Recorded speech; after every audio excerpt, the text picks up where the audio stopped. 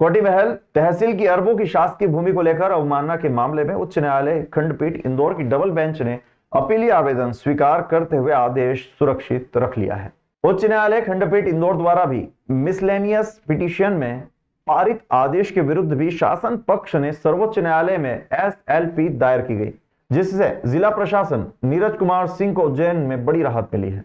उज्जैन जिले अंतर्गत तहसील कोटिमहल की ग्राम नाना खेड़ा स्थित भूमि कुल रकबा 3.112 हेक्टेयर, इसके अलावा गोयला खुर्द स्थित भूमि सर्वे क्रमांक 24/3 में रकबा 0.12 हेक्टेयर जो शासन की अतिशय सीलिंग भूमि है। यह शासन की अमूल्य संपत्ति है जिसका बाजार मूल्य लगभग 300 करोड़ है। उक्त भूमि वर्ष 2012-13 में तत्कालीन अपर आयुक्त उज्जैन संभाग उज्जैन द्वारा सीलिंग मुक्त किए जाने के आदेश पारित किए गए थे।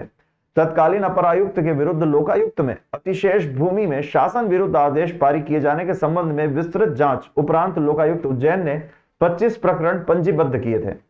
शासन हित को दृष्टिगत रखते हुए उच्च न्यायालय के आदेश उपरांत दिनांक 23 जुलाई 2018 को आयुक्त उज्जैन संभाग द्वारा पुनः भूमि सीलिंग अतिशेष मानते हुए खसरे में यथा स्थिति का आदेश रहा।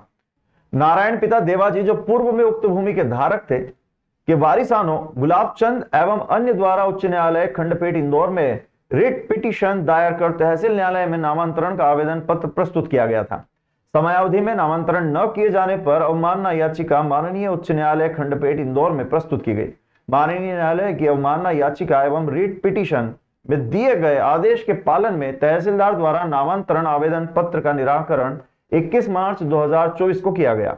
इसका पालन प्रतिवेदन न्यायालय के समक्ष प्रस्तुत किया गया।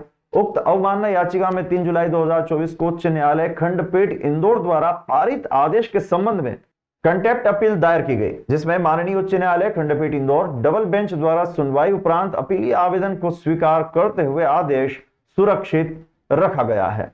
कुछ भूमाफिया प्रवृत्ति के लोग हैं जो कि शासकीय ज़मीनों को हड़पने का प्रयास करते हैं। पूर्व में जब एक अधिकारी यहाँ पे अपर आयुक्त के तौर पर पदस्थ थे तो उन्होंने एक ही दिवस में आवेदन लेकर के दूसरे दिवस जो है 25 केसेस डिसाइड कर दिए थे और अर्बन लैंड सीलिंग से उसे मुक्त किया था।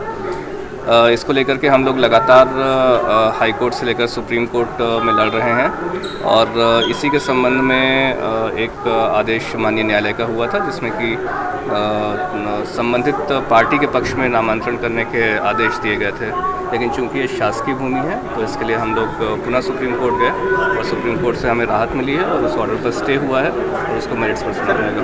कितने करोड़ की जमीन लगभग 300 करोड़ की ज़मीन है नाना खेड़ा की, जो जिसका विवाद चल रहा है।